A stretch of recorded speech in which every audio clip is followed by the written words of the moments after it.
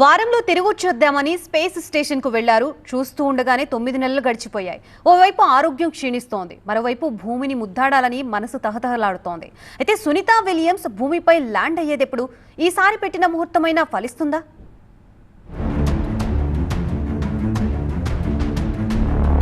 International space స్టేషన్లో ఉన్న Sunitha Williams భూమిపై ఎప్పుడు అడుగు పెడతారు? ఈ నెల 19న వస్తారని నాసా ప్రకటించింది. అయితే సునీతా విలియమ్స్ ఆ రోజున భూమిపైకి తిరిగి రాగలరా? రాకుండా ఆమెను ఏదైనా అదృశ్య శక్తి అడ్డుకుంటోందా? ఈసారి కూడా ఆమె రాక కష్టమేనా? బోయింగ్ క్రూ ఫ్లైట్ టెస్ట్లో భాగంగా నాసా గత జూన్లో ప్రయోగాత్మక పరీక్ష చేపట్టింది. అయితే అప్పుడు ఐఎస్ఎస్ కు వెళ్లిన సునీత, బుచ్ విల్మోర్లు వారంలోగా భూమిపైకి తిరిగి రావాల్సింది. కానీ ప్రయోగాత్మకంగా చేపట్టిన ఈ యాత్రలో సాంకేతిక సమస్యలు తలెత్తాయి. వాహక నౌక థ్రస్టర్లలో లోపాలు తలెత్తడంతో పాటు హీలియం లీకేజీ సమస్యగా పరిణమించింది. దీంతో అందులో ప్రయాణించడం సురక్షితం కాదని నాసా తేల్చింది. దాంతో 9 నెలలుగా వారు అంతరిక్ష కేంద్రంలోనే ఉండిపోయారు. ఇక ఇలోన్ మస్క్ కంపెనీ స్పేస్ ఎక్స్ కు చెందిన డ్రాగన్ వ్యోమనౌకలో వారు తిరిగి భూమి మీదకు ఈ నెల 19న బయలుదేరనున్నారు. అయితే ఇక్కడే మరో గండం పొంచి ఉందంటున్నారు నిపుణులు. సునీతా విలియమ్స్, బుచ్ విల్మోర్లను తీసుకురావాల్సింది స్పేస్ ఎక్స్ రాకెట్. అయితే కొద్ది రోజుల క్రితం లాంచింగ్ టైంలో పేలిపోయింది స్పేస్ ఎక్స్ రాకెట్.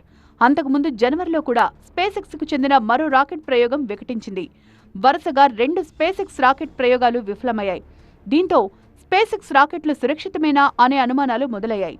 ఆ రాకెట్ల పనితీరుపై భయాలు అలుముకుంటున్నాయి. ఆ రాకెట్లలో వ్యోమగాములను సురక్షితంగా భూమిపైకి తీసుకుని రాగలరా అనే డౌట్లు వ్యక్తం చేస్తున్నారు నిపుణులు.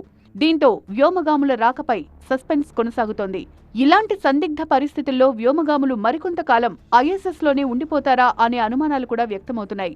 ఇక ఇంటర్నేషనల్ స్పేస్ స్టేషన్లో ఇన్ని నెలలుగా ఉంటోన్న ఆస్ట్రోనాట్ సునీతా విలియమ్స్ కు ఆరోగ్య సమస్యలు తలెత్తాయి. ఆమె ఇప్పటికే చిక్కి సగమైపోయారు. ఇవి చాలా ఉన్నట్లు గ్రావిటీ గండం కూడా పొంచుంది.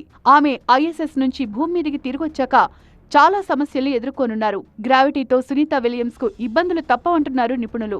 సుదీర్ఘకాలం జీరో గ్రావిటీలో ఉండడంతో భూమిపైకి తిరిగొచ్చిన తర్వాత గురుత్వాకర్షణ శక్తితో వ్యోమగాములకు సమస్యలు ఎదురుకానున్నాయి. అటు ఆరోగ్య సమస్యలు ఇబ్బంది పెడుతున్నాయి, ఇటు స్పేస్ ఎక్స్ రాకెట్ల పనితీరుపై భయాలు, అనుమానాలు తలెత్తుతున్నాయి. ఇలాంటి పరిస్థితుల్లో నాసా వ్యోమగాములు మరికొంతకాలం ఐఎస్ఎస్ లోనే ఉండాల్సి వస్తుందని అంచనా వేస్తున్నారు నిపుణులు.